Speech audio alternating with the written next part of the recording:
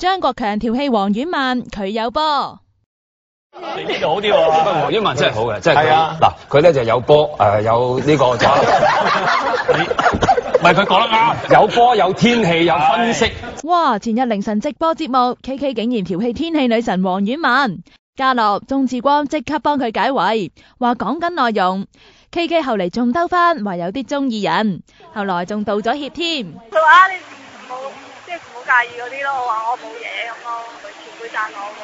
其實我知道佢願意講咩嘅，因為佢之前開場前都有讚過我嘅，佢話幾好喎，有天氣又講足球，咁所以我知道佢係講漏口咯，而大家得啖笑嘅啫。呢個嘢有冇人投訴就未知，但個節目至少有19宗其他投訴，包括不滿無線用動畫代替精華片段，齋講又冇片睇。